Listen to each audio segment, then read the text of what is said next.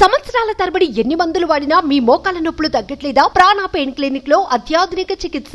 Welcome to site 2024.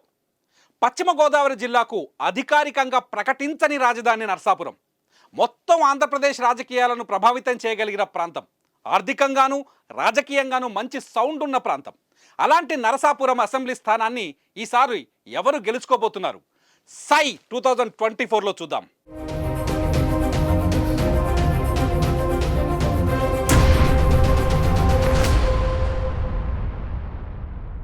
Narasapuram assembly నియోజకవర్గంలో ఇప్పటికీ మన దగ్గర అందుబాటులో ఉన్న డేటా ప్రకారం మొత్తం ఓటర్లు 1,67,596 మంది ఉన్నారు. అందులో పురుష ఓటర్లు 83,366గా ఉన్నారు. మహిళా ఓటర్లు 84,228గా ఉన్నారు. ఇక్కడ ట్రాన్స్జెండర్స్ ఇద్దరు కనిపిస్తున్నారు. క్షత్రియ సామాజిక వర్గం వారి డామినేషన్ కనిపిస్తున్నా ఇక్కడి రాజకీయాలను శాసించేది మాత్రం ఖచ్చితంగా కాపు సామాజిక వర్గానికి చెందిన ఓటర్లే. ఎందుకంటే నరసాపురంలో కాపుల ఓట్లు అధికంగా కనిపిస్తున్నాయి. కాపులు ఎవరి వైపు మొగ్గు చూపితే వాళ్లే విజయాన్ని సొంతం చేసుకుంటారు. ఈసారి ఎన్నికల్లో సామాజిక సమీకరణలు చాలా కీలకంగా కనిపిస్తుండడంతో విజయం ఎవరిని వరిస్తుందన్నది ఇక్కడ ఆసక్తికరంగా మారింది. ఇంతకీ 2019లో నరసాపురం అసెంబ్లీ నియోజకవర్గంలో ఏం జరిగిందో ఓసారి చూద్దాం. 2019లో నరసాపురం అసెంబ్లీ నియోజకవర్గంలో వైసీపీ విజయం సాధించింది.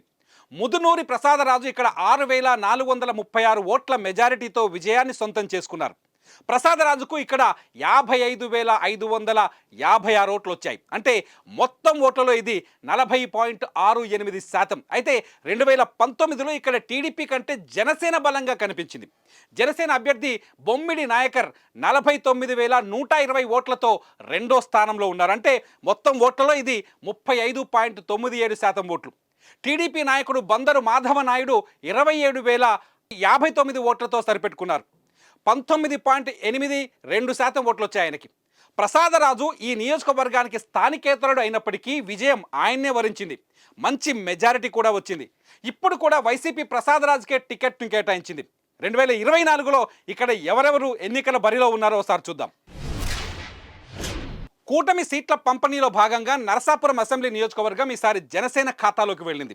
2019లో వైసీపీ అభ్యర్థిపై హోరాహోరీగా పోరాటం చేసిన బొమ్మిడి నాయకరికే టికెట్ కేటాయించారు. ఆయన జనసేన గుర్తుపైన ఇక్కడ ఎన్నికల బరిలోకి దిగబోతున్నారు. ఇటు అధికార వైసీపీ కూడా అదే పని చేసింది. గత ఎన్నికల్లో హోరాహోరీ పోటీని తట్టుకొని నిలబడగలిగిన ప్రసాదరాజునే మళ్ళీ ఎన్నికల రణరంగంలోకి దించింది. నియోజకవర్గంలో అందుబాటులో ఉన్న నేతగా ప్రసాదరాజుకు పేరున్నా ఈసారి టీడీపీ, జనసేన, బీజేపీ కలిసి రావటం ఇక్కడి ఎన్నికను హాట్గా మార్చేశాయని చెప్పాలి. గెలుపు ఎవరిది అనేది మాత్రం ఇక్కడి ఓటర్ల చేతుల్లోనే ఉంది. సై 2024లో మరో నియోజకవర్గంతో మళ్ళీ కలుద్దాం. చూస్తూనే ఉండండి సుమన్ టీవీ. సుమన్ టీవీలో మీ పర్సనల్ అండ్ బిజినెస్ ప్రమోషన్స్ కోసం కింది నెంబర్కి కాంటాక్ట్ చేయండి.